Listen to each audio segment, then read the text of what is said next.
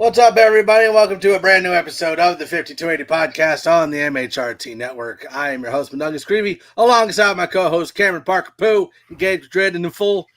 How's it going, guys? Good. Doing well. It feels good to, be back. I guess. Indeed. We've kind of had a little bit of a hiatus here. We still don't have all four of us. Glenn, no babysitter. Yep.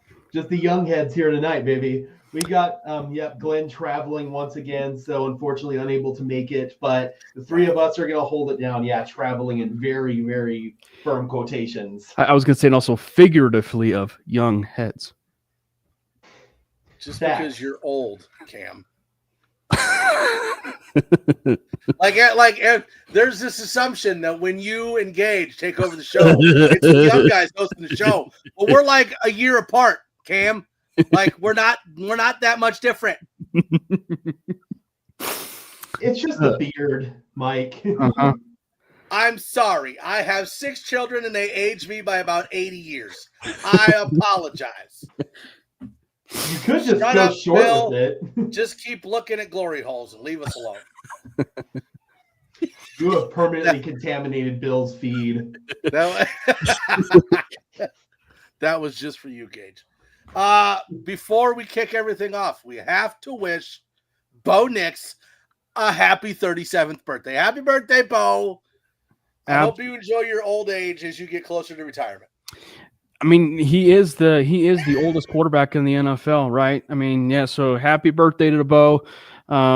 Thanks for establishing some thank you for establishing balance to the force over here in Broncos country. All right, so let's get into some of this fun stuff before we start digging into free agents and the combine, which doesn't even matter anymore. But Broncos linebacker coach was arrested, accused of punching a police officer. He's getting what, 2nd-degree assault, I think? Yeah. He bonded out yesterday, $500. Apparently, it took place in the parking garage out at DIA.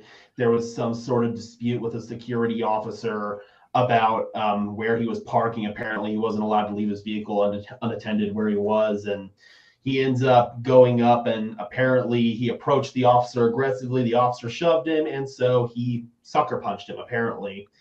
That's the only circumstances of it that we know right now. Sean Payton kind of addressed it today out at Indianapolis at the Combine, saying that they're waiting for the legal process to play out and whatever other due processes with the NFL, and they will follow the steps accordingly with that.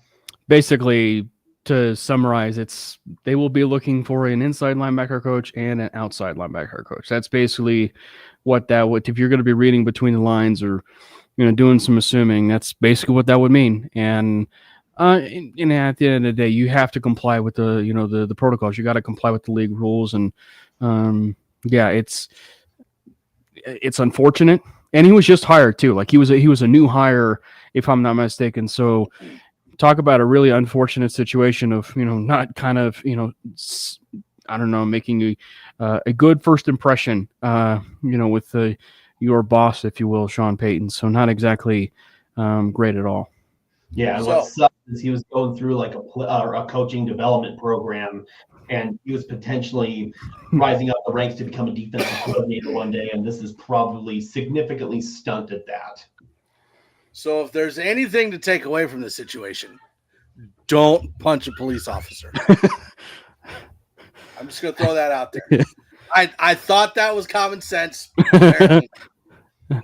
There's a lot of interesting people out there in the world, Mike. I see that. All right, up next, Packers trying to ban the tush push. The funniest thing was like an hour to 2 hours before it all came out. It was like an anonymous person. An anonymous person or anonymous team, I should say, put a request to ban the tush push, and then 2 hours later, due to public requests of who is this team, it ended up becoming the Green Bay Packers, which yeah. Which is funny because I don't know if I would have had the Green Bay Packers on my card as far as the team that would want to ban the tush push versus like the teams that the Eagles would be playing against. Like the Kansas City Chiefs and everything. That I mean, it's just a simple rule of if you don't like it, stop it. Yep. I mean, it's been stopped. They don't convert it every single time. Teams are able to stop it. And if it was such an unstoppable play and such a cheat code, why doesn't every single NFL team run it? Oh, yeah, that's right, because they don't all have the personnel to run it. The only teams that run it semi-successfully are the Philadelphia Eagles, who are obviously the best at it, and the Buffalo Bills. Yeah. But the Bills got pretty shut down with it by the Kansas City Chiefs in the AFC Championship game. So I don't know, man. It just doesn't feel right. And I tweeted this out yesterday. If you're banning the tush push, then you're opening up Pandora's box to ban a traditional quarterback sneak as well. If you watch a video that Brett Coleman put out last year as to why this play is so unstoppable, your offensive line is basically creating like a wall, almost like a wedge. And it's Jordan Mailata and Landon Dickerson on that left side of the line. People are like, oh, they're not going to be able to run the tush push anymore without Jason Kelsey. It wasn't Kelsey. It was Mailata and Dickerson. And Juergens, too. And Juergens as well. Absolutely. I mean, you need big boys up front, and you need a big quarterback or a quarterback like Jalen Hurts who squats 500 pounds. You have to have personnel to run this play. And up front, there are ways you can stop it that don't include jumping the snap count every single time and having the referee come on saying, if you do this again, we're going to award Philadelphia a score. That was so funny. Yeah. I mean, you're just delaying the inevitable at that point, but you've got to find a way to put your big personnel up front, and you've got to wedge out the offensive line. And it is possible. Teams have done it. So banning it is just ridiculous. Oh, of course. Cam always wants Nebraska boys to get credit. That's right. Absolutely. They're my boys. Yeah. All right. So moving on to something a little bit more Broncos related. There has been some talk and discussions about Denver getting a new stadium because the land that they are on right now with Empower is currently under lease to the city of Denver. So they have to pay monthly or yearly, I'm not sure how that breaks down, to the city of Denver to lease the land. Now, if you're going to, they have what, 6 years left? 7? 6? I think it's 8? 2030. Yeah, I think that sounds right. What was said is that if you're going to build a new stadium or move to a different location, the process altogether takes about 5 years. So we are looking at them getting a plan together either this next off season or within these next 2 seasons, right? Now, one of the other things that was brought to my attention, and it was in one of these Facebook fan pages, which don't ever follow those. They're horrible. Yes. And they're mean and they're jerks and they're stupid. I and recommend. dumb. But this one caught my eye because they were talking about which stadium has the most crime or is the most dangerous stadium in the NFL. Did you know that Empower ranks second in the league as the most dangerous stadium in the NFL? It makes. I mean, I guess I really wouldn't piece 2 and 2 together, but when you think about our highest local crime in the area. But when you think about like where that area is, which is kind of close to 16th Street Mall, which 16th Street Mall has been a big problem as of late. It makes actually a great deal of sense. But no, that's wild. And I think that would be from a smart perspective if they wanted to. And I think one of the locations, and it's worth mentioning this, but one of the locations that they are looking at is probably that Lone Tree Centennial area. I think that was Lone Tree though, specifically as far as like the areas that they or the area that they're looking at. And that's obviously. You don't think they're going to go out towards like Dove Valley? I don't actually. Okay. I think that just from the simple aspect of that it's close to its practice facility, and the practice facility for one is already getting worked on. So what we don't know is are there some minor or major things that they didn't say that are going to be put into those, in that new training facility that might actually cater a little bit to the idea of a stadium, that is going to be put there in Lone Tree or Centennial. It's something that I think is, going to be worth monitoring for sure. Right. And as far as like land immediately next to the training facility, there's not much of it that's available. Yeah. A lot of it's owned by Arapahoe County. The jail and the courthouse are right behind the training facility. So I don't know if there'd be a place logistically there where you could put it. It probably would be a little bit more to the south, down in the Lone Tree area, kind of where Castle Rock, Centennial. Yeah. It's kind of, there's some flatlands out there where you could probably make it work. What's up, David? But I'm somebody who's a purist on this. I don't want an indoor stadium, and I do not want the stadium to be outside of downtown Denver. They are the Denver Broncos. They are not the Lone Tree Broncos. They're not the Aurora Broncos. They're not the Commerce City Broncos. They are the Denver that's got a good Broncos. ring to it. Commerce City Broncos. I like it. They're owned by Walmart. But I think that what Gage is saying, though, is right. And as much as I think it would at least, help my distance-wise, and maybe Gage's distance-wise, to go to games. I'm actually closer to the stadium now. I'm in Cherry Creek now. But I was just going to say, like, the one thing I think we can all agree on, unless you're, living in Boston or, some places, outside of Colorado, or you live in Nebraska, but, like, I just think that the thing that just I think would appreciate everybody if you're a tourist is you're flying into DIA and you get a chance to see that beautiful stadium, fly in. But I think that the one thing that all of us, at least, can agree is having a stadium near DIA is a recipe for disaster. It is literally one of the worst things you could possibly do for the traffic that is the airport traffic. And then obviously the stadium traffic. The land itself is fine. Like the land itself, you could be able to work with, put it wherever you wanted to, but you're bracing yourself for a whirlwind of a lot of bad traffic there. So I think, and to Gage's point, like that's why ideally the best thing that they possibly should do is actually extend the dates a little bit further past the 2030, keep it actually where it is. Like it is in a ideal spot. Find some way where you can revamp the stadium, remodel the stadium in some shape or form, which kind of caters it to the idea of a retractable dome or something that is just more appealing for you as, as a town for a state like Colorado for, snow and stuff like that. And maybe on days where it might seem like you want it closed, and you just feel like, you know what, I want a snow game. You keep it open, So it's just like, I just think that it gives you a little bit more flexibility to it. I didn't know this until recently, but the NFL actually has a policy against that. If you have a dome and if it's under like 50 degrees or something like that, the dome has to be closed. I didn't know that. Yeah, so that's why I'm such an opponent of it. And that's why Buffalo opted to just not have one altogether, because snow games are so important to their home field advantage. And selfishly, I've never experienced a snow game at Mile High. I want to at least once before it goes out. Yeah.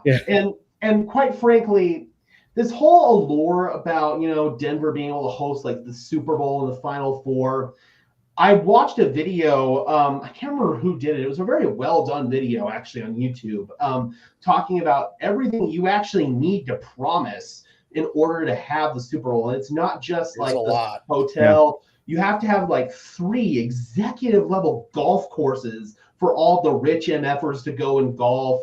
You have to have guaranteed free presidential suites for the commissioner, every single owner, stuff like that. You obviously have to have 35,000 hotel rooms within like a 1-hour driving area, which I think Denver would be pretty close to that.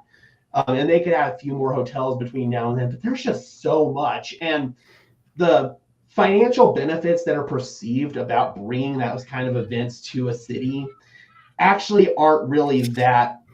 They're a lot more overstated than they actually are. Like Minneapolis lost money a few years ago when they hosted the Super Bowl, and there's some pretty deep regret about hosting it there from local legislators. Yeah. So I don't know, man. I just don't think it Yeah. makes a lot of sense. Yeah, golf ain't for the poor people. We go to the hockey rinks and go curling. That's what we do. Well, I We think can't afford golf. well, and I think that's why probably logistically, I think that's why like logistically, like the draft probably makes the most sense to do it here. Like in the sense of all the things logistically, Super Bowl or whatever, like having an NFL draft here would probably be the thing that would make the most sense. And because then there you can, find your lay of the land, what you want to do. And frankly, you could do something rather creative. And because like the biggest thing is you can't necessarily do it in a certain area where the seats are limited. You can't really do it in Ball Arena because it's like 20,000 fans plus the floor. So you can't really do it in Ball Arena. So then you start thinking of some outside the box, maybe Red Rocks, but I mean, you could do some different things. Like maybe you do a college stadium, right? Like, or maybe you do some things like, like what is it, the Air Force Stadium? Maybe one in Boulder, something like that. Could you imagine the draft at Red Rocks? That'd be sweet.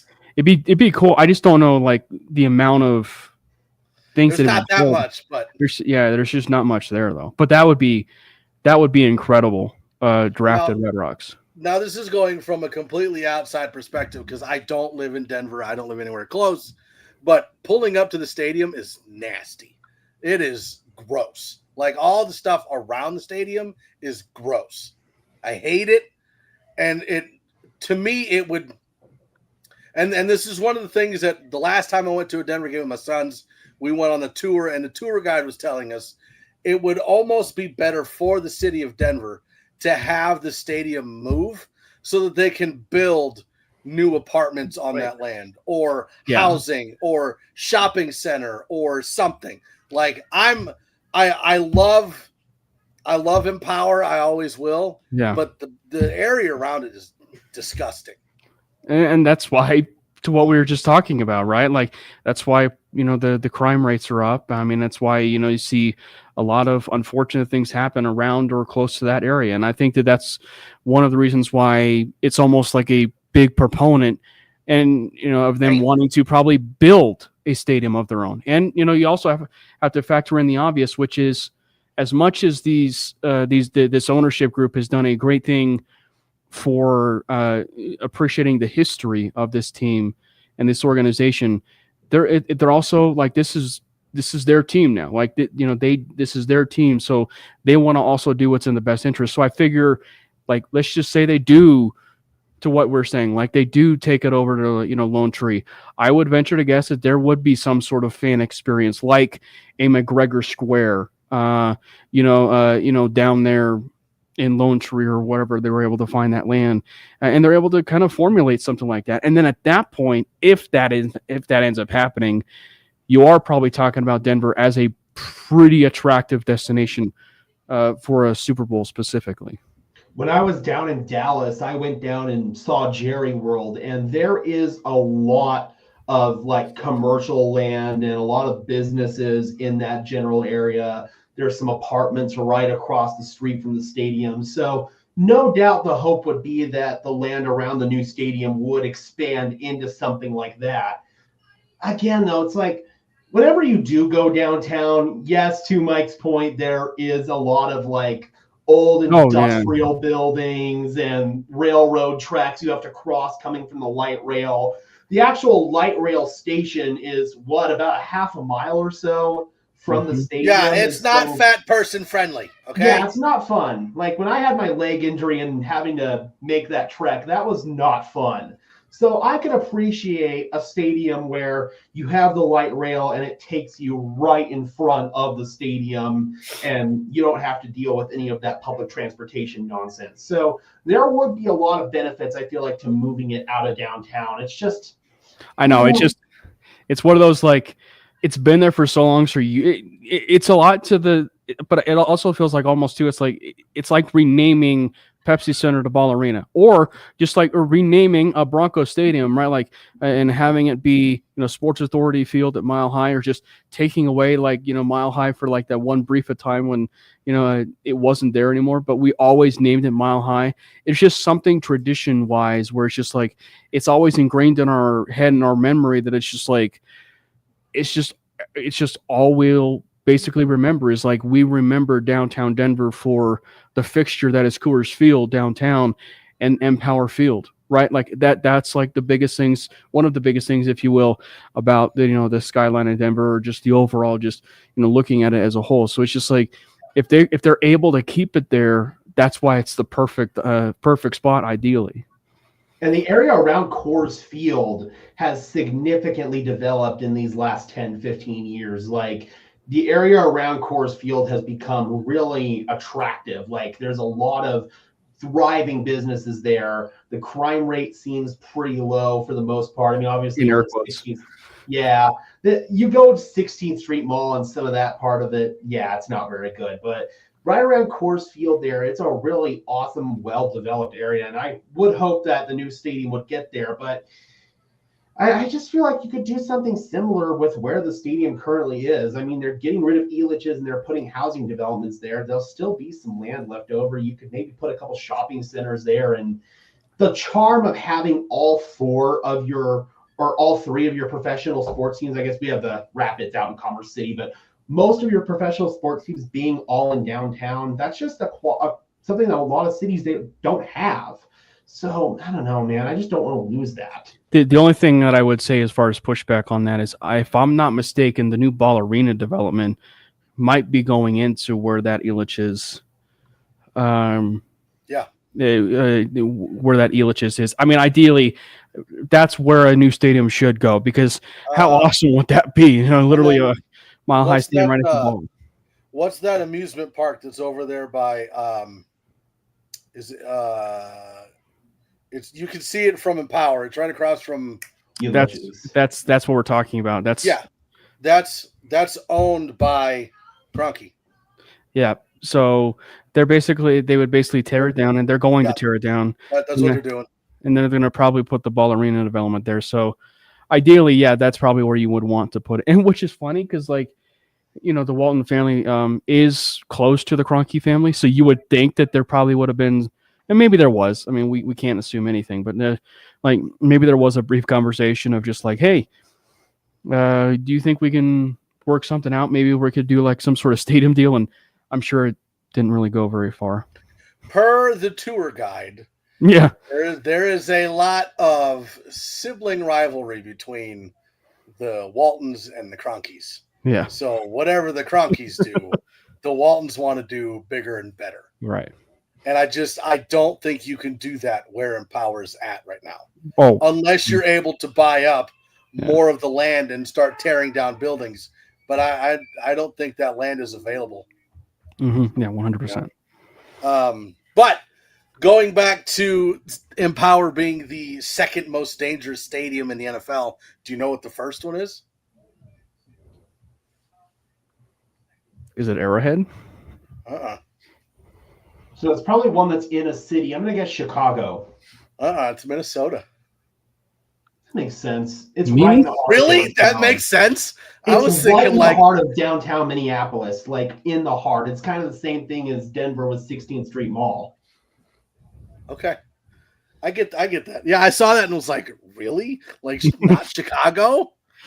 I get where you're coming from there, because you would typically think, Philadelphia, Chicago, right? Gillette Stadium. Well, all of those are outside of their downtown areas, though, so I could see why those ones aren't as heavily crime. Because, like in Philadelphia, all the sports arenas are in their own separate areas south of downtown.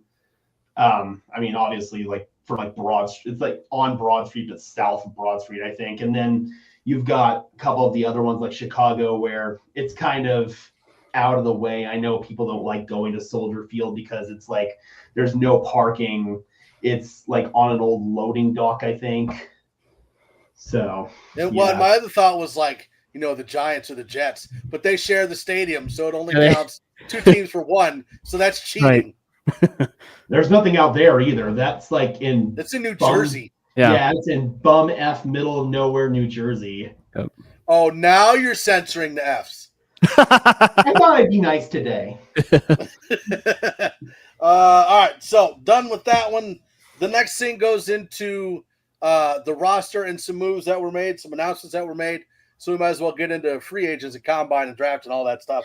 But First things first. What? I was gonna say, because of free agents, I feel like there might be a one position player that we might be able to add. There might be, but that's not where I was going. Jerk. I'm just saying we might as well leave it off there and go into might free as well. agency. Now, the big news and the thumbnail today, and probably everybody else's that's doing a show today. Check your sources. Apparently, yeah, the actual sources. No, I'm kidding. From what it sounds like, is Rob Gronkowski is interested in playing football again. And I don't know how much of the next part is true. I'm just going whatever I see. There are ties to the Broncos with Rob Gronkowski. So my question is, not so much if it's true or not. My question is, would we want a Rob Gronkowski who is 35 years old and hasn't played 3 seasons on the Broncos? Now, I'll say this. Not that Rob Gronkowski is that amazing, but if he was on the team, he automatically makes the tight end room better because our tight end room is so bad. Could you imagine Club Dub with Rob Gronkowski? That'd be like the only like positive for me about like Gronkowski, like Club Dub with Gronk, like that would be every week. That'd be phenomenal. Obviously, for anybody that does not count out as far as when you look at some of the connections. Obviously, Rob Gronkowski is tied to Sean Payton because they worked together at Fox. But people may not know about this, but Chris Gronkowski and, if I'm not mistaken, Dan Gronkowski, both played for the Broncos at one point in time for like 1 year, 2 years, something like that. Like they had a rather small stint in Denver, and I mean, from all intents and purposes, it seems like they enjoyed their their time in Denver. I just think, for me personally, I'm not interested in Gronk. Funny enough, in terms of a fun factoid about it, Gronkowski already at this point in time is the same age of Travis Kelce, who, as we found out today, is not considering retirement. And he'll give it a go for one more season. But you could do, about the same, if not better, than what you can do in free agency. And of course, this draft class, which is coming in, with a lot of, contributors possibly in that room. And so, guys like, well, I hate to play spoiler alert on some of these players, but, you add Juwan Johnson to this room and maybe a tight end or two in this draft class, you could do far better, if not the same, with Gronkowski in that room. So I just think that it's one where I'm saying no to this possibility of Rob Gronkowski pretty loudly. Yeah, I'm right there with you. I do believe that the reports are true that Rob Gronkowski wants to play again. And I do believe that the reports are true that he is training up at Vail and that the Broncos at least would have some level of interest because they desperately need tight end help. Peyton and Gronk work together. So I would imagine that there will at least be maybe a phone call between Sean Payton and Rob Gronkowski. Will it be anything more than a phone call? I don't think so, because I just don't think Rob Gronkowski makes sense.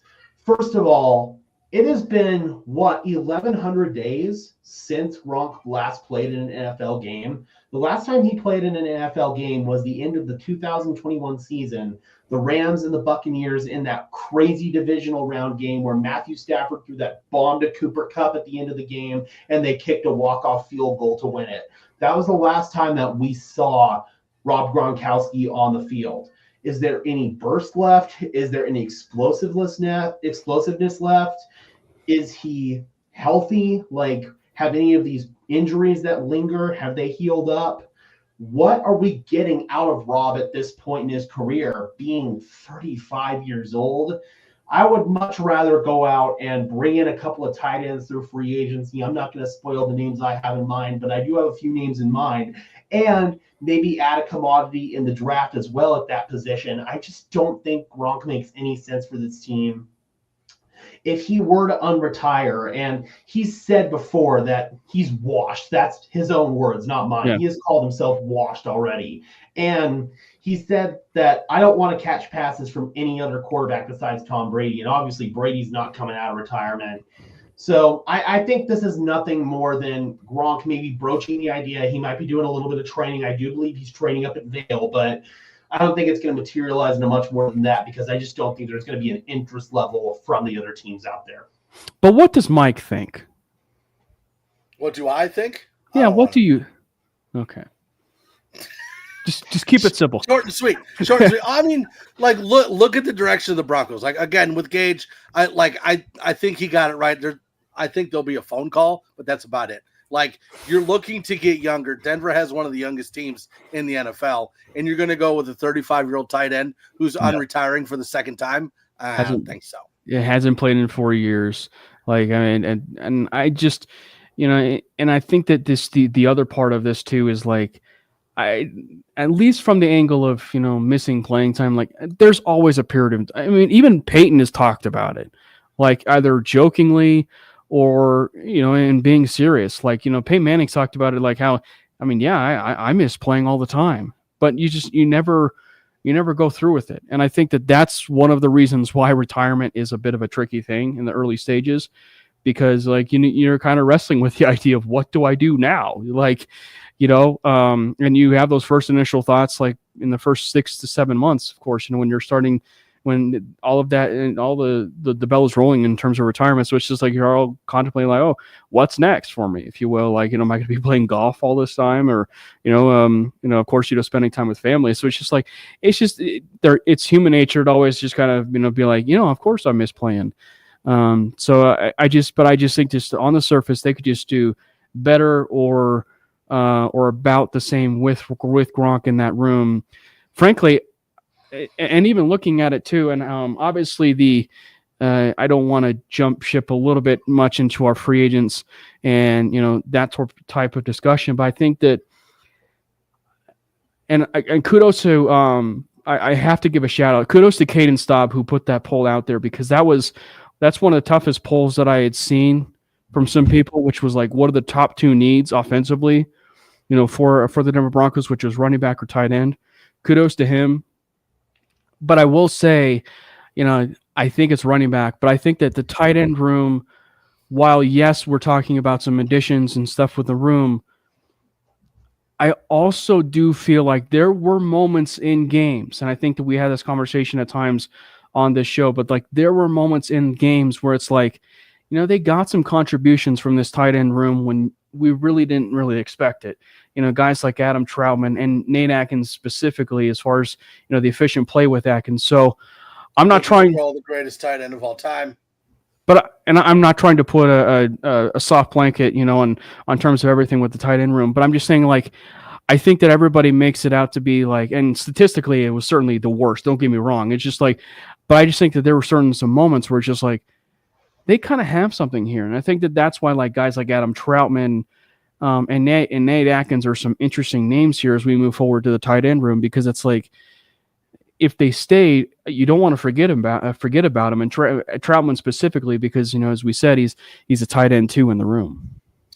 Yeah, I think at this point, if we're going to go after Rob Gronkowski, we might as well go after Shannon Sharp. I mean, he's in great shape.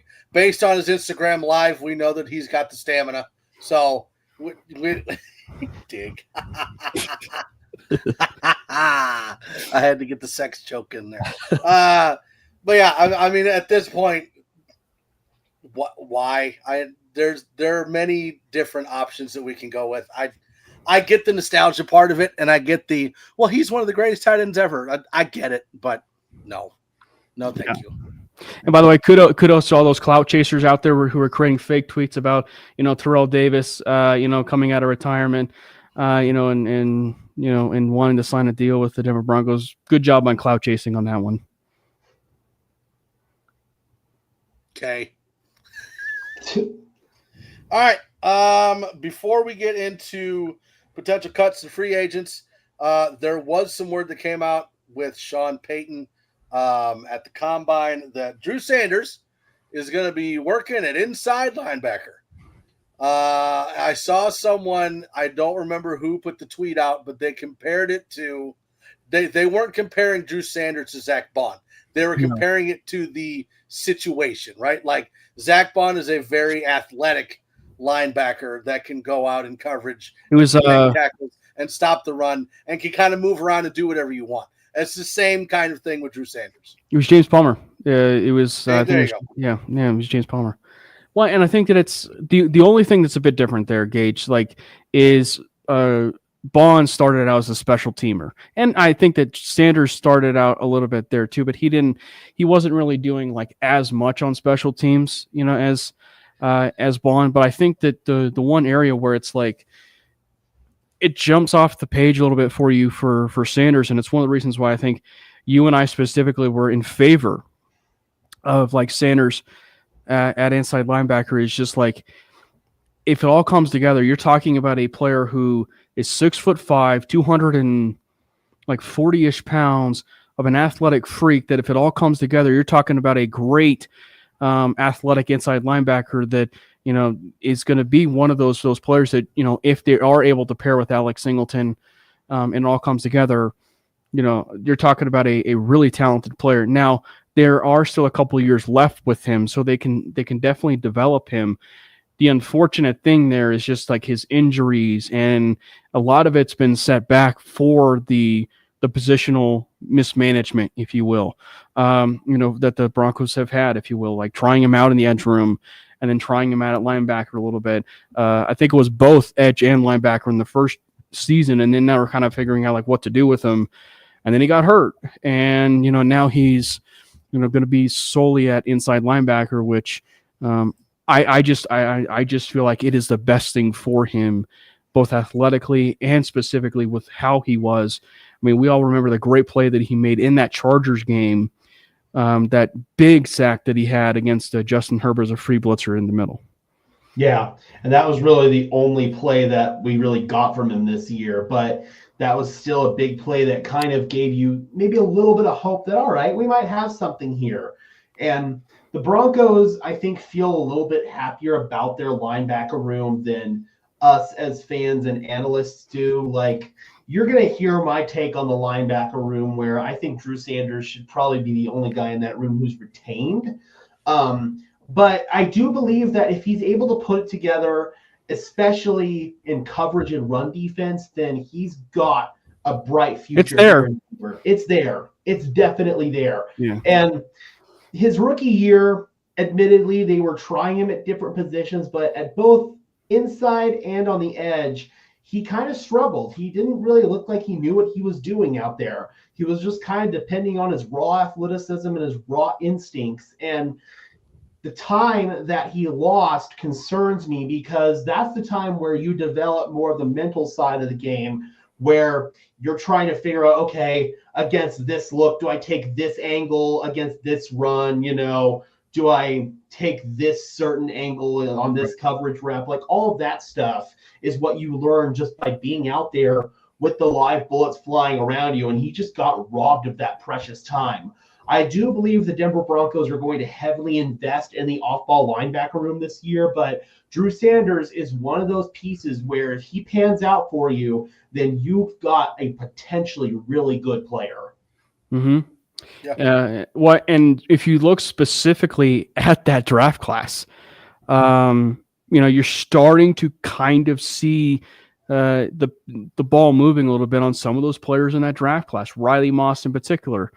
And I think another one of those names to file away, not specifically talking about the like linebacker or whatever, but just specifically draft class, would be J.L. Skinner. We started to kind of see a little bit more as things were progressing a little bit with J.L. Skinner too as well. So the draft class, for as much small capital as they had, you're starting to kind of see some more productivity now with investments. So don't be surprised. Like, truly, don't be surprised if the Denver Broncos are moving forward with the idea of, Drew Sanders alongside Alex Singleton. So, like, don't be surprised if you start to hear that a little bit more.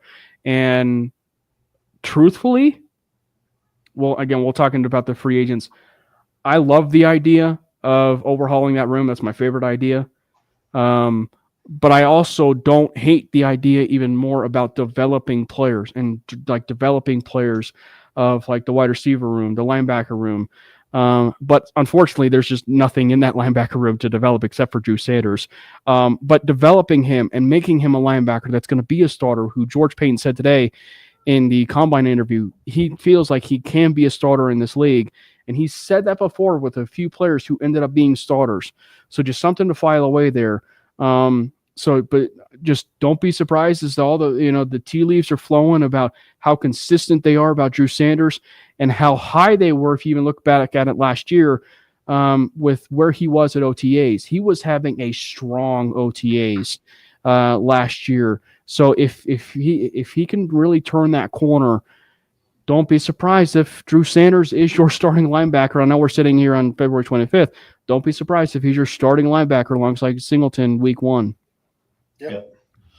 All right. So I've got the Broncos free agents pulled up. There's one I want to add to that who's not technically a free agent, but he could potentially be cut. And there's been some rumblings around, but it's Courtland Sutton.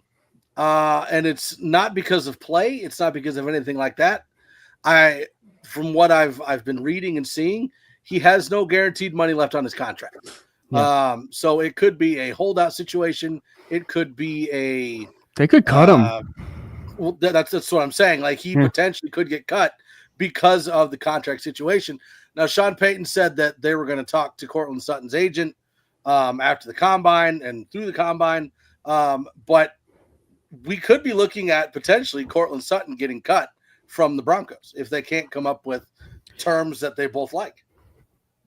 We could. I don't see that happening. I think that the chemistry we saw from Sutton and Nix last year was something that you need to build on this year. If you want your offense to go to the next level, then you need to keep Courtland Sutton here. And I think the Broncos know that. They know that this is not the year that they can afford to be cheap. This is the year where their Super Bowl window starts. They are trying to win a Super Bowl this season. They're not trying to win 3 years from now. They're trying to win right fucking now. There's my F-bomb for the day. Oh, see? Filters it to start, and then it's just like, whatever, I don't care anymore. They are trying to win right now, though. They are. So I just don't think this is the time where you can sit back and say, okay, Courtland, we're going to have this stalemate over just a couple $1 million. Give Sutton his money and move forward. You already are probably going to make another addition at wide receiver as it stands right now.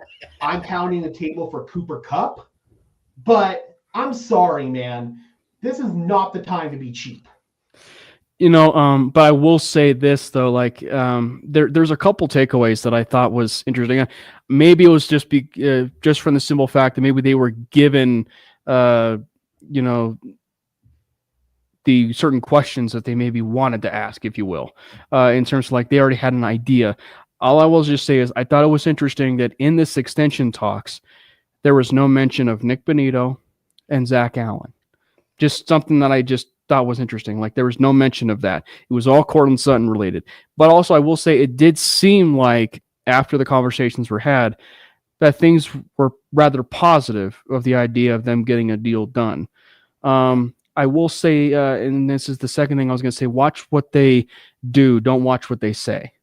And what I'm about to say is, I think that, Courtland Sutton, I think he still might be a Denver Bronco for 2025, but watch what they do. In this draft class, if they add in a guy like a Jaden Higgins or even an Alec Ayamaner, like those two wide receivers specifically, you might have an idea of they might, are, looking forward to the idea of they want to pair Bo with a bit of a younger Courtland Sutton or a young, big-bodied wide receiver, that they can be able to use, down the line as far as, pairing with Bo. Because, like, in that particular window, you're talking about not only maximizing Bo Nix with Courtland Sutton in 2025, but also continuing the relationship of Cortland Sutton with the relationship of Alec Manor or whoever they decide to add, or maybe even a Luther Burden if things start, getting increasingly likely that he's starting to fall a little bit and he's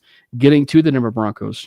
I think that, just something to kind of like watch there is like, yeah, they may want to extend him, but like if things are progressing more and more where a deal's not done, it may kind of, cause, time for concern a little bit if you're a Cortland Sutton fan, because like you want to make sure a deal's done. And you also know that he's probably, if we're being honest, he's probably priority 3 of the extension candidates in terms of Nick Bonito, Zach Allen, and then Cortland Sutton.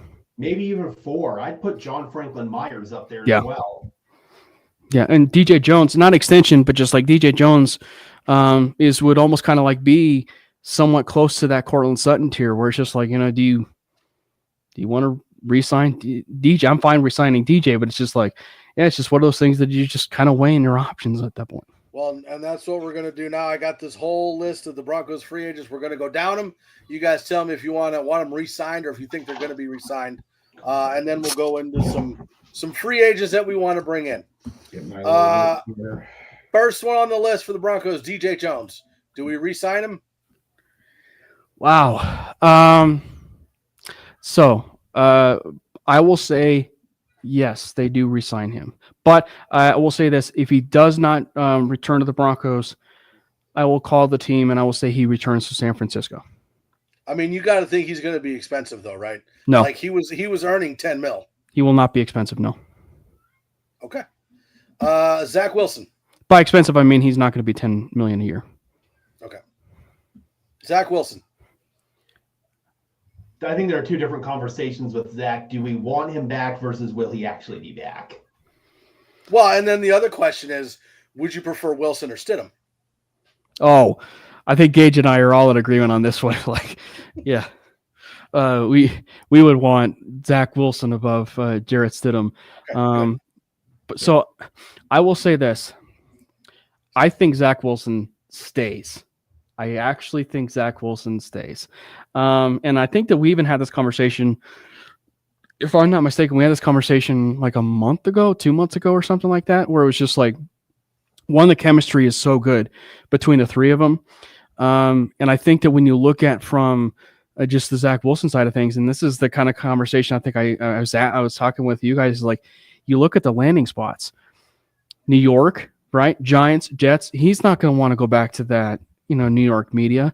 Pittsburgh, I mean, maybe as a starter, but I just don't envision that as far as a actual landing spot for, Zach Wilson, specifically considering the production they were able to get out of, Russell Wilson. And it's probably looking like it's going to end up being maybe Justin Fields there, not, Russell Wilson. So everything that's going to be leading up for Zach Wilson is going to be, I'll be a backup again. And does that exactly mean that like he wants to, be a backup again? That's like the $1 million question. I think if he is, he'll probably be paid that Jarrett Stidham money, right? And so then there it becomes, well, does Jarrett Stidham want the deal that in essence Zach Wilson signed last year, which was like that 1 year, like run of the mill, like $3 million contract or something like that. So I will just say this: I would not rule out the possibility of all 3 being back, though. With the way that with the way that Sean talked about it today, and the relationship of Bo Nix and everything. And I think it's the indirect way of him talking about how Bo Nix's development. Well, that's a side of Bo Nix's development, keeping a group intact. So I just think that I would not rule out the possibility of all 3 returning. I completely agree. And there is one place I can maybe think where Zach could go and maybe be a starter, and that's the Rams if they were to move on from Matthew Stafford. Mike LaFleur, not Matt LaFleur, Mike LaFleur is the offensive coordinator for the Los Angeles Rams, and he was the offensive coordinator for the Jets when Zach Wilson got drafted. So that is maybe the one spot I could think of where Zach Wilson could maybe go and have a chance at starting. But I'm in agreement with Cam. I just don't think there's going to be a whole lot of options for him. And I think if you evaluate everything, his best option might be just to return to Denver and compete with Jarrett Stidham for the backup spot. Okay. So then are we saying no on Stidham then? I will say no on Stidham, but they keep Zach Wilson. Okay. I like them both back. That's just me. But yeah. But that's the initial. No, we want Jameis. The motivation would be insane. Actually, though, so you want to talk about upgrading the room? You want to talk about upgrade like Jameis Winston and Zach Wilson room with Bo Nix? Oh, put me in those Bible studies, baby. Put me in those Bible studies. Eating W's, sleeping with your mom's friends. It's going to be a great quarterback room. I'm not even religious, and I'd have to sit in for one of those. Gage is just in the corner like, praise Jesus. Facts. Traymon Smith. Yes. I will say yes. And I think that the one thing that thanks, buddy. Thanks, LTB Moose. Reveal yourself. Who are you? But I think the one thing that would trigger it, if you will, of him staying is Darren Rizzi. You know, like and a lot of the connections that they have, like to Westhoff and Kotwicka. So yeah, Traymon Smith, and he's also proven to be like maybe the most reliable gunner on the football team for special teams. So please sign him back. Also, but if he does come back and they trade for Deebo Samuel, you might want to get rid of that number one. Just saying. Maybe. Yeah. Cody Barton. No. I think Cam and I are. We're on the same page. I was gonna be like, I think Cam and I might be on different pages here. Yeah, no.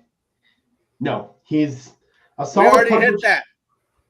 Kind of like Shannon did on Instagram Live. We already did that. Oh my God. But no, I actually do think that Cody Barton is a guy the team should move on from. He's decent in coverage, but they need to completely revamp this room. I think I've already said the only guy that I want back in that room is Drew Sanders. That's it. And Lavelle Bailey. I want Lavelle back too. So here's the thing. I say no, meaning no, they won't bring him back. However, if you were to talk about maybe some of the in-house guys that I would actually prefer as a starting unit would be Drew Sanders and Cody Barton.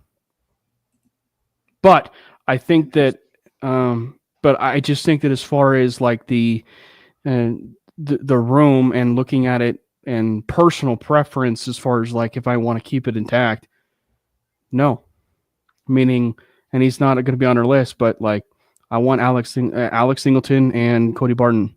I want it overhauled. Interesting. Javonte Williams. Nope. Which, by the way, to anybody that was freaking out today, George Payton did that to bump up his value for the NFL. And he said could. That doesn't mean they're going to, right? Like, we could bring him back. We know that. Yeah. It doesn't mean that you're going to. By the way, it was also such a slap of the face to the Sets because he said, "Oh, he's a great pass blocking back," which thus the ideas are flowing. Great. Now we found our inline tight end. Yeah, he's all not right. back. Yeah. No. Riley Dixon. Yes, actually, I'd say yes. Yeah. One of the better punters in the league, consistently pins teams inside their own 20. I have no issue with Dixon coming back. You're probably not going to get an upgrade over him.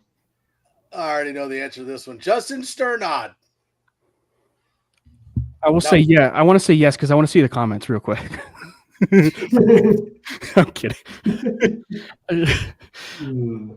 Matt Parrott.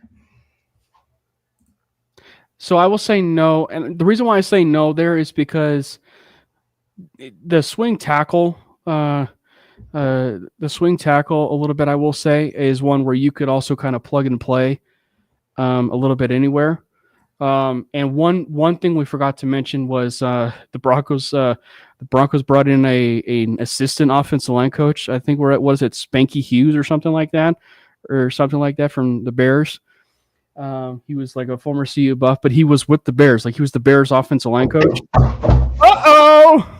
Hopefully that's not a bad omen.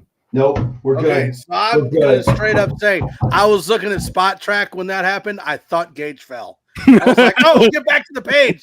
Gage, are you okay? Oh, man, I'm so glad that survived. Anyway, but because he came from the Bears, one name I would file away for guard / swing tackle, if you will, would be Tevin Jenkins. Just kind of throwing that out there. Maybe bringing him to maybe replace Matt Parrott, but it's a position where I think you could find basically anybody.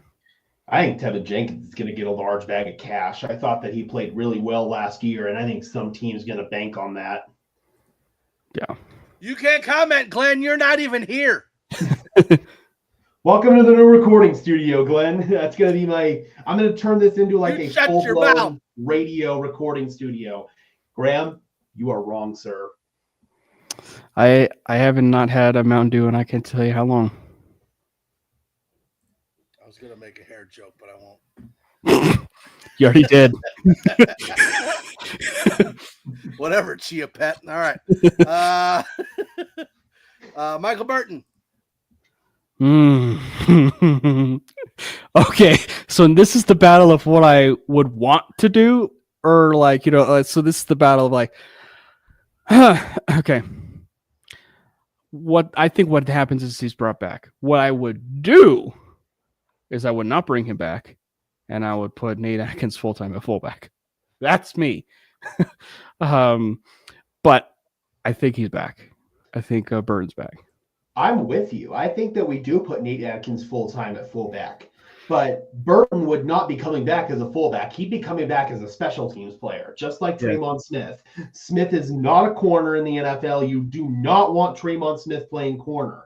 But he's a great special teams player. And that's not saying that Burton wouldn't get a few snaps here or there at fullback, but I actually think that Atkins out-snapped Burton last year at fullback. So that seems to be the direction the wind's blowing. But no matter what, Burton still brings excellent value on special teams, and you need good special teams players because we all know what it's like living in the world of suck when it comes to special teams. Cough topic, man. I don't know what you mean. Don't lie. Zach Cunningham. To be fair, I don't even know who that is. He's not on the team anymore. He's not even on the team anymore. Well, then there we go. Way to go, Spot Track. Quinn Bailey. He's been surprisingly the times when we feel like he's not back, he is back. So maybe we say he is back now that he won't be back. So I don't know. To gauge, maybe it depends on where the wind is blowing. I will say no. He's coming off of that really disgusting ankle injury. And I think that it's either going to be Matt Parrott or Quinn Bailey because they both filled that same jumbo tackle, extra offensive lineman role for the Denver Broncos. So I'm going to say no to Bailey and yes to Parrott. Interesting. All right, so here's the big one. Lil Jordan Humphrey. I actually don't think he's back. Now, what if they convert him to a tight end? What, you try to propose my idea? It was a good idea.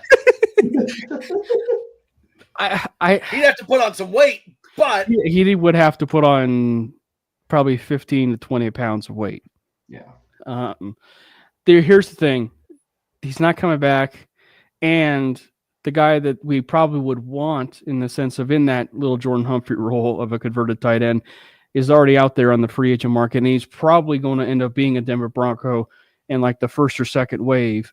So it's kind of a moot point. So little Jordan Humphrey, he won't be back. But to kind of bring back everything we mentioned before about Humphrey, the reason why he is back, Sean actually loves him.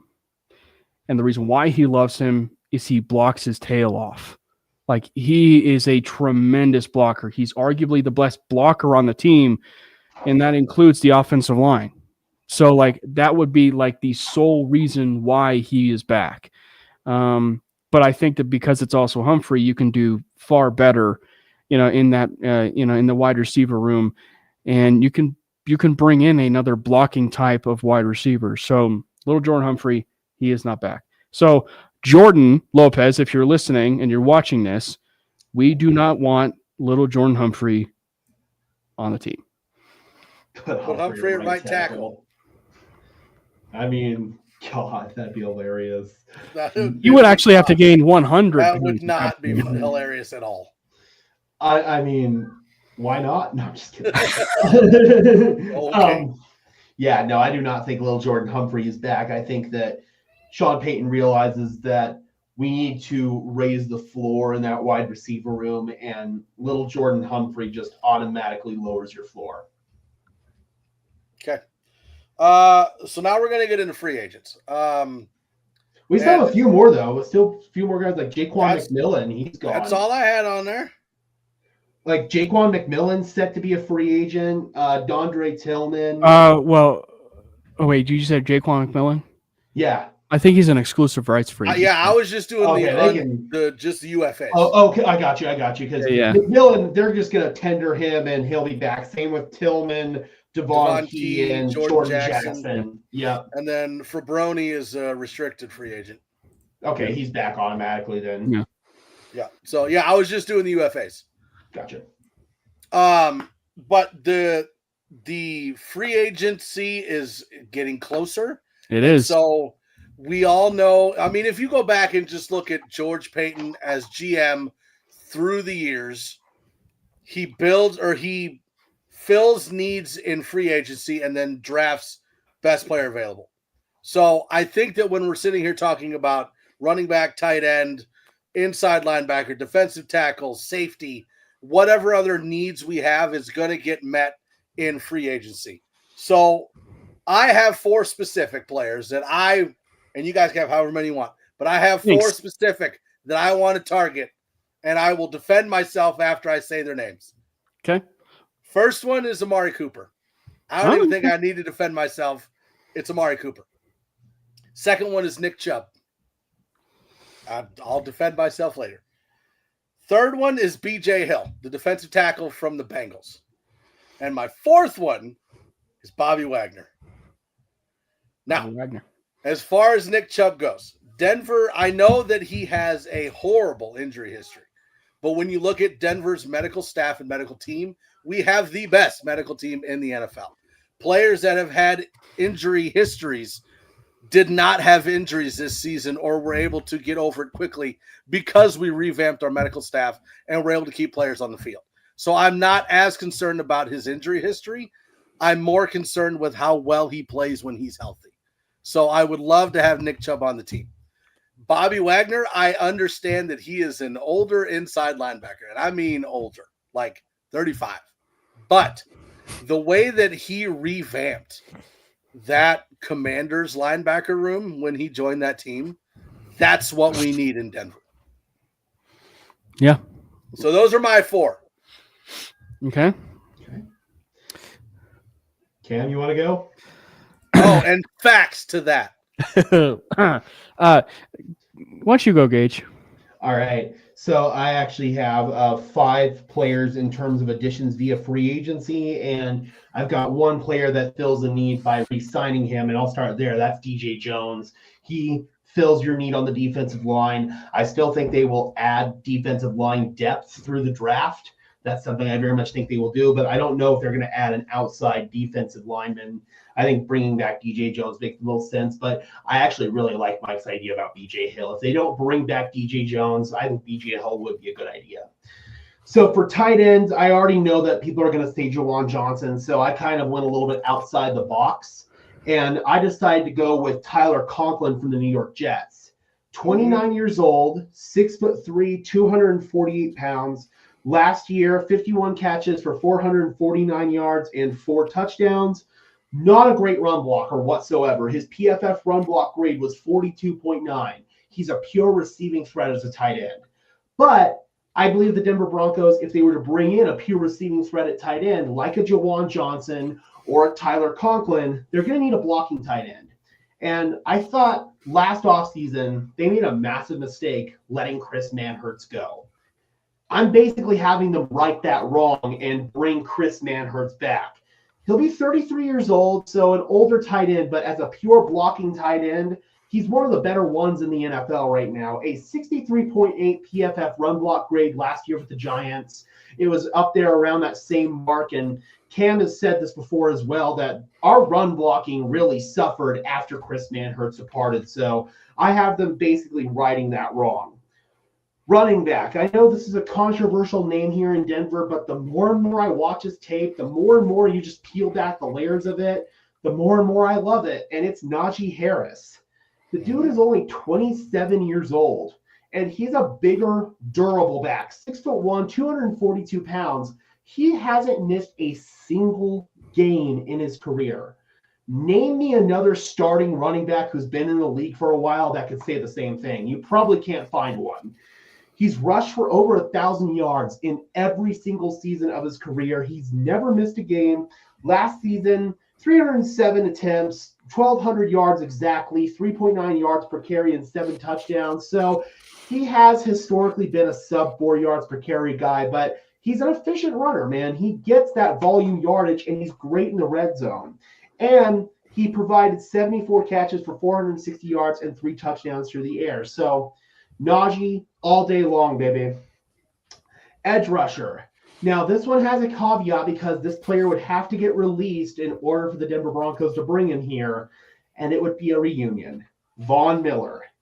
Yes, he's going into his age 36 season, but last year, his first year being fully recovered from his torn ACL, he was a rotational edge rusher for the Bills, primarily coming in on third down just to rush the passer. He can still play the run, but you mostly, just in order to keep him fresh, you want him in only as a third down pass rusher. But he had 40 pressures and 6 sacks last year with Buffalo.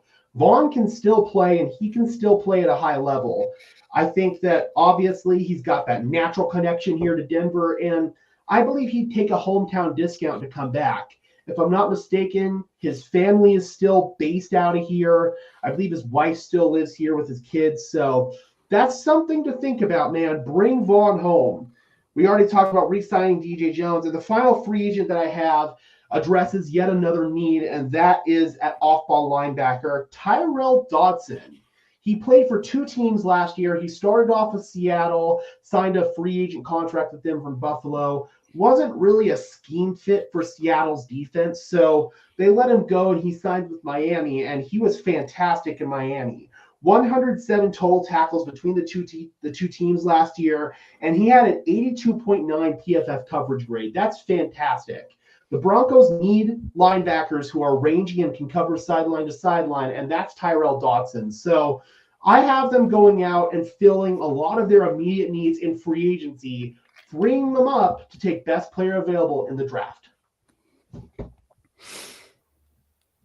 Cam, your turn. All right.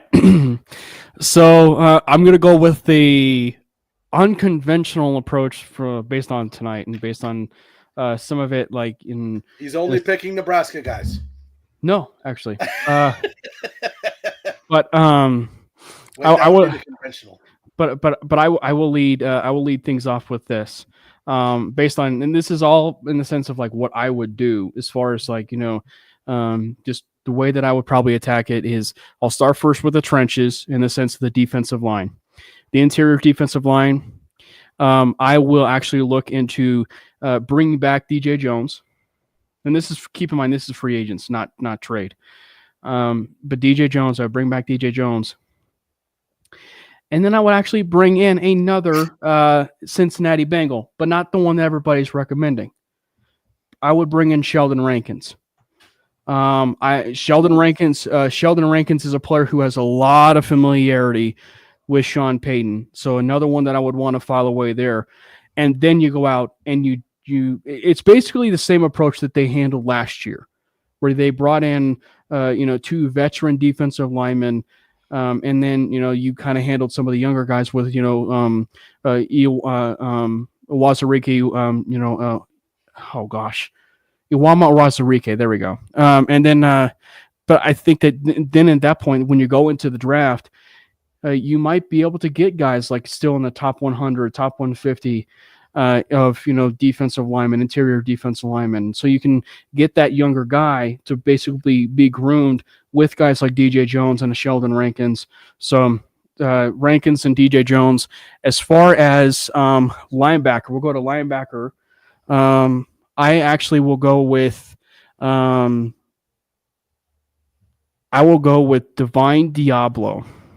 Very weird and very kind of off the wall, if you will, name, but Divine Diablo. He's converted from safety to linebacker. I think everybody's talking about Robert Spillane, who I think would be another one with the Raiders, but I think Diablo would be such an interesting one because he, like I said, he's a former safety. You bring in some of that athleticism, and he's got that aggressiveness to him. So you keep him in division. You work with him a little bit. He's still a younger, he's a younger player still. So you might be able to get him for a couple years. So I think that Diablo is going to be such an interesting one, and get a chance to see his market. So I will say Diablo, and then I will also say that from the linebacker spot, I will say, just to kind of just push a little bit, not Zach Bond, but I will say Dre Greenlaw. I think that so as far as kind of double dipping a little bit, but also kind of like bang for your buck, if you will, is kind of like the whole idea of this. And then safety would be the one where I'm not necessarily looking at it from the standpoint of bringing in two safeties. But again, I wouldn't rule anything out with this team, because I just think that, if they decide to move on from PJ Locke, which, based on the tea leaves, it certainly seems like things are trending in the direction of them moving on from PJ Locke. So that will also be some money freed up a little bit. And it certainly seems like there's a bit of some early buzz on one of these free agents. So I might as well hit the nail on the head here and bring that up. And that is Cameron Bynum. I think that Cameron Bynum, based according to Mike Kliss, is a player that I think is going to be attracted to Denver. And who wouldn't want Cameron Bynum? With the choreographed dances in the end zone of, Empower Field, after turnovers, that'd be phenomenal. So I do think that Bynum would be a phenomenal addition of, his aggressive nature paired with Brandon Jones.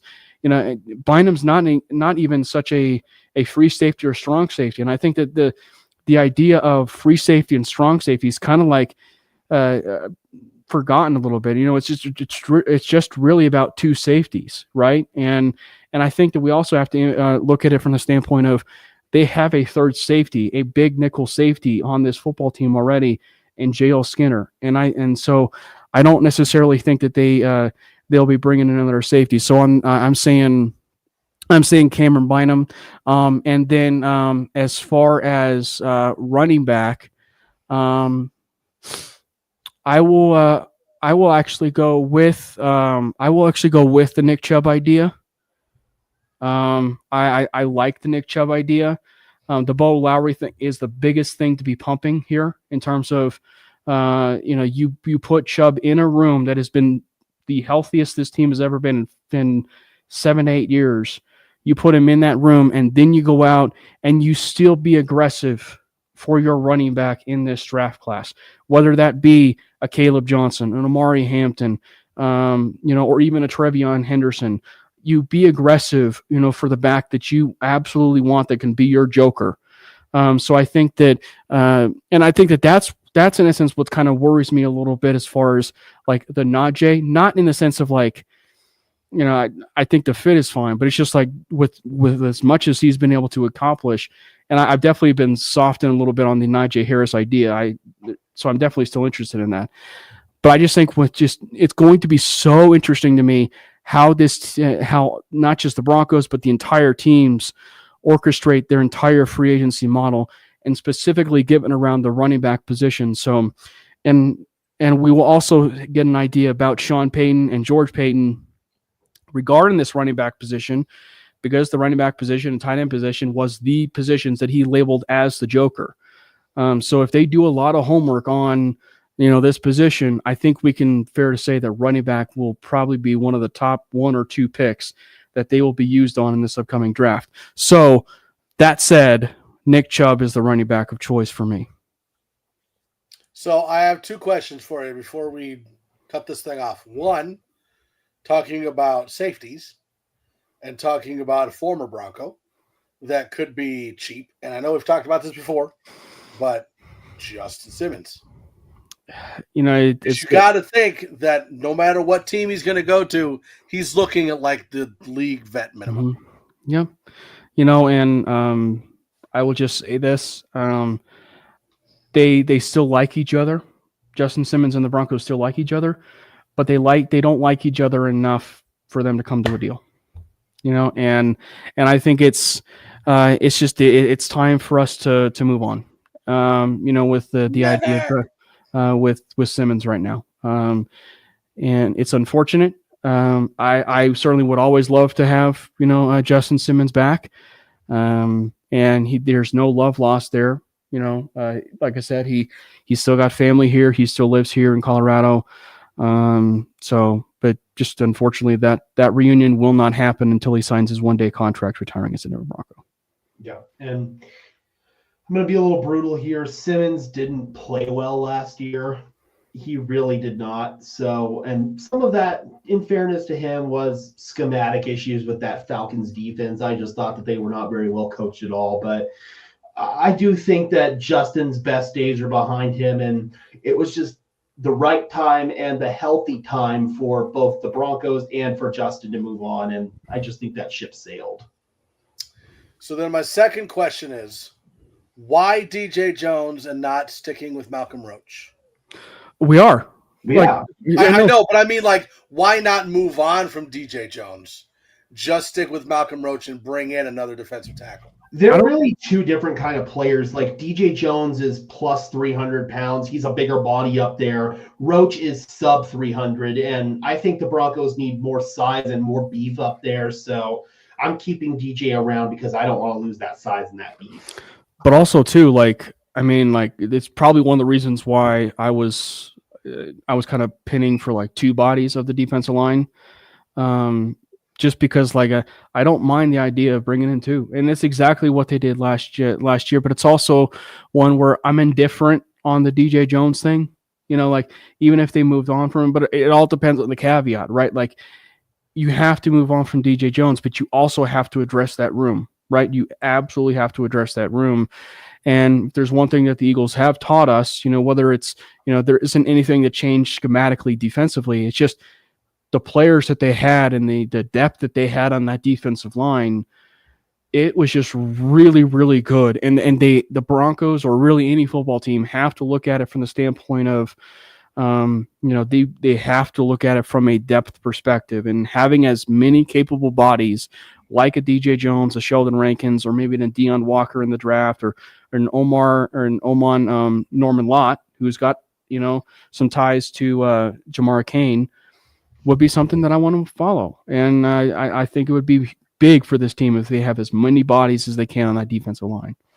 Yeah. And I do. Again, I love the idea of BJ Hill. And then obviously I think no matter what Denver does, they're going to address defensive tackle in free agency and in the draft. I mean, this draft is deep on defensive tackles and running backs and tight ends. The only thing it's not deep in is quarterbacks. But we don't need one. So who cares? We don't need one. I mean, I know Madden is not real football, but I've been doing a Madden rebuild with the Broncos, and I have loaded up on defensive line. I re-signed DJ Jones. I brought in a Derek Nottie from the Chiefs. I drafted a couple of guys. I am loading up on defensive linemen in this rebuild, man. And I think that's the philosophy that the Broncos should follow in real life. I'm calling this a realistic rebuild for a reason. And Howie Roseman got up and said today on the podium that he has an unhealthy obsession with offensive and defensive linemen. And I retweeted it and said, there is no such thing as an unhealthy obsession. You can never have too many good trench players. I mean, Zach Allen played an ungodly amount of snaps last year for you. And good too. Yeah, and he was efficient, man. Just imagine how better he could be by just keeping him fresh, removing 10, 20% of those snaps, and you have Zach Allen at 100% stamina. Bro, he could have an even more productive year without having to take all those snaps. And just bring in guys where you're not going to notice a drop-off in those non-Zach Allen minutes. It's kind of like the Denver Nuggets with Nikola Jokic, how they struggle so much in those non-Jokic minutes. And last year, the Broncos defensive line was a complete shell of themselves without Zach Allen out there. So you need guys who can survive in these non-Zach Allen minutes, just like the Nuggets need guys who can survive in the non-Jokic minutes. Yeah, and my whole thing, like, I like DJ Jones. I liked him when we signed him. But at the same time, like, he was brought in to help stop the run and get pressure, like, help people get pressure on the quarterback. And I just feel like even though we had a better defense this year, we still struggled at stopping the run and getting interior pressure on the quarterback. And I just feel like at this point, I disagree. You've had your time. Like, let's go find somebody else that can maybe get it done. And again, I'm not against DJ Jones. It's just like we have Sean Payton who's pushing this thing forward, right? Like, we moved on from Tim Patrick. We moved on from Justin Simmons. Like, we moved on from all these people that have been on the team that either weren't getting it done or weren't a fit. And to me, it's just it's not that he hasn't gotten it done. I just feel like with BJ Hill, it's a better option. Well, I would say it's pretty much equal of an option for me. Like, I think both of them are still very efficient in what they do.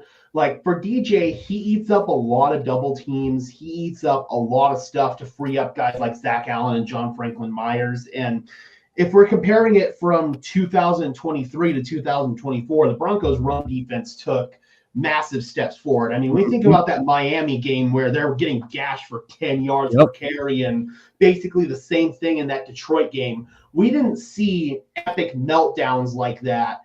Okay, I guess you could maybe argue the Bills game, they kind of melted down. But outside of that, they held their shit together for most of the year. And bringing in more personnel and keeping that unit intact and adding another body that you can rotate in, I think that just makes a lot of sense. So I can see where you're going from, Mike. Like, moving on from DJ Jones and bringing in a BJ Hill, like, that makes sense. But if that rate, like, what's the big difference? Let's just do both. Because they're going to cost a bit. Like that's fine. We have money. Well, we don't. The owners do. Yeah. I don't have anything. Like, I got $5 if that helps. Like, I'll throw that in. But honestly, like, at this point, like the Broncos owners just start offering players Walmart stores. Like, here's a Walmart store in Denver. Like, you can have you own it now. A minority owner of Walmart. Offer them stake in the company. Right? Just start handing out stocks and shares. You're like, here's 10,000 shares in Walmart. Good to go.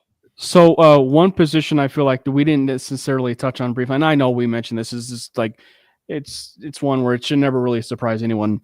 But one position that and I wouldn't necessarily be shocked if they added this particular player, but the moment they added him, you would know that he's going to end up being the center on your football team. And I know I've seen some people on Broncos Twitter and on the timeline mention this before. But Drew Dahlman and bringing him in. Currently, Spot Track has his value. I want to say it's like $6 or $7 million. If that is accurate, he has to, based on contract, be your starting center at that point. But the whole idea, though, that the reason why I want to say that is, like, if they bring back Sam Mustipher, if they bring back some competition at center, don't be upset by it. Like, just like that's the whole idea, is that they're probably going to bring in some more competition for Wattenberg, because I do think that center is like a underrated need, that maybe isn't necessarily talked about all that much. And this What is did you say? Center. Oh, Drew Dahlman from Atlanta. Oh yeah. He was at $1 million. Is what he was at.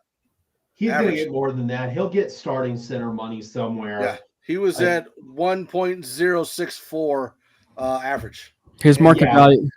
His market value is like 6.87 on Spot Track. Yeah.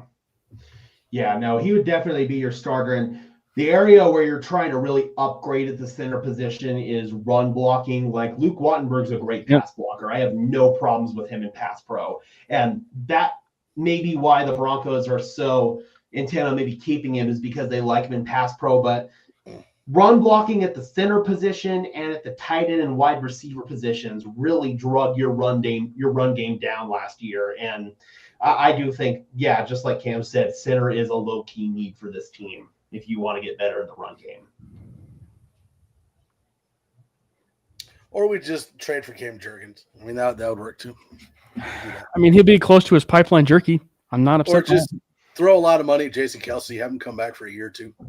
Yeah, have the Kelsey in division with another. Get him a Walmart. Is Nebraska grooming a new center? I don't know. I don't know who our center is. I think it's probably going to be one of the guys that they might convert to a guard, or from guard. I think his name's Justin Evans. I don't know. I do know that all NFL teams are screwed because apparently Patrick Mahomes is going to ball this year because he got a haircut. So y'all better watch out because he cut his hair shorter, and that means he's more aerodynamic and can play better. And that's what all the Chiefs fans say. He'll just grow the mohawk back for the season anyway. I'm just saying, the stupidest thing I've ever heard. He's going to kill it this year because he got a haircut. Shut up. Cam doesn't have any hair, and we did okay. Okay? So, I mean, it means nothing. But the thing is, like, the special teams and trying to hire a special teams coach lasted so long, I literally lost hair. Yeah. Hell, our quarterback already has a receding hairline. Jeez. Right? I mean, look at Bowie's already got some thinning going on there at the top, man. Today was his birthday. It already went back like a half inch. I mean, this is worse than Brock Bowers. Oh, bro. Oh, boy. All right. Anything that we haven't covered? Anything you want to say before we go? No, just if I would just say that with this being the NFL Scouting Combine this week, that it's kind of a mini, owners meeting, if you will, where you have general managers, and owners. It doesn't even matter anymore. Like, honestly, just don't even invite first-round prospects anymore. It does. I mean, in the grand scheme of things, it does. But I will say, it's because it's a mini owners meeting. Don't be surprised if we start to see some things leak, if not already, in terms of both free agency and the draft. And that would just be paying attention to things on social media. And there actually might be some movement. There might be some movement. I think back to, I hate to give some Bronco fans PTSD, but there was a moment where I think that the trade for Flacco went down or whatever, like a week or something before, which was right around the scouting combine, and it got announced like right at NFL free agency, if you will, open. So even a Stafford trade, who Stafford might be gone now, but like the Stafford trade was one where they announced it like right close to the scouting combine. The Russell Wilson trade with the Denver Broncos happened in terms of the conversation happened within the scouting combine. So things can happen from a news cycle in this kind of like mini owners meeting it's going to happen in Indianapolis. Yeah. Does that just make you hate him more? Sorry, Gage. No. Like Flacco. Like he goes to the Colts, he's the best quarterback on the roster. He goes to the Browns, he's the best quarterback on the roster. Saves the team, gets him close to the playoffs, but he comes to Denver and he plays like freaking Deshaun Watson. Like, come on. You know who is happy though? You know who is happy? It was probably smiling ear to ear. John Elway. Why? He said Joe Flacco's in his prime. Then he goes out and balls. And it took him a bit longer than. Why? Like, why do you have to come to Denver and suck? Why you go everywhere else that has horrible owners and stupid coaches, and you're like, woo, let's play good. But go to Denver and it's like, I got four words for that. Vic Fangio and Rich Scangarello. That's 5. Okay, technically 5. The and made it 5. The and doesn't count. It does too. And to be fair, I don't think you're going through that microphone because you held it close to your face and the volume didn't change at all. No, boy. All right. Thank you for that. Now that we're at the end of the show, I just figured I'd point that out. I wasn't. How about how's that?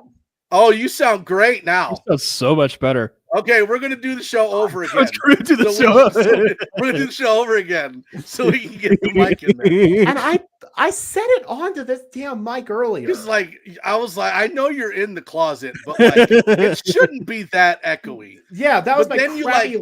But then you did this, and your volume didn't change any, and I was like, if I do that, I get louder. Yeah, So- like same. Okay, is Now that we have better now? fixed- now that we have that fixed, let's start over again. Welcome to this episode of the 5280 podcast. No,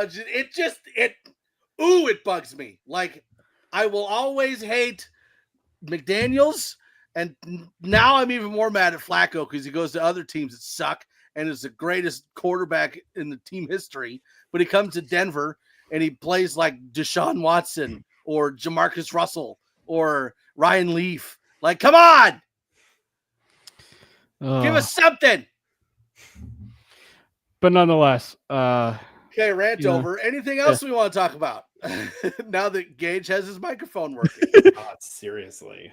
no, I mean, I think we kind of covered it all. I mean, we touched on a lot of big topics, and for anybody that doesn't had a chance to miss the show or is watching right now that are new, if you will, watchers of the MHRT network, please hit that subscribe button. And it sounded this good the whole show. And I was gonna say, and Mike doesn't know this if he hasn't been listening to Mainly Broncos. I'm trying to push by the end of the year for us to get to like 2,000 subscribers. So if we can get to 2,000 subscribers by the end of 2025, and if we get to 3,000, kudos to you.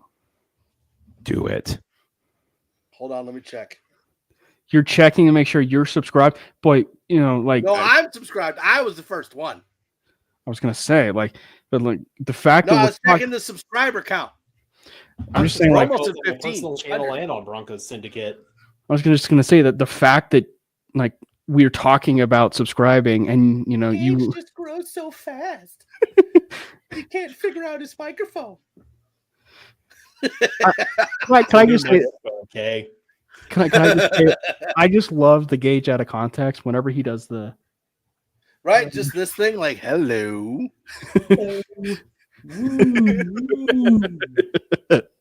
I will send over away. Okay. Help fund us. Get me a So- better camera. There we go. All right. Well, we want to thank everybody for joining us on the show today, except for Glenn. You weren't in the show, so you're not allowed to comment. So shut your face Hope you're enjoying Dallas. Stick with your rascal scooter and tapioca pudding and leave us alone. But to everybody else, we thank you for joining us on the show. It's always fun when you guys are in the chat. Make sure you check out all the other shows on the MHRT network. We have shows Tuesday, Wednesday, Thursday, Friday, and then the neighborhood will be back if the Avs make the playoffs, and they'll be back for the Broncos games. Make sure you check out Mainly Broncos, which is on Wednesday nights, and also check out Gage Madrid, the host of Broncos Syndicate, a growing channel. And yes, his microphone works when he's on that show, just not ours. But thank you so much for being in here. We love the Broncos. We love Broncos country. We'll see you guys later. Peace out. Fast lane when I pass in the street, bag of money in the passenger seat. Simcoe's been asking for me on the road from the west to the east.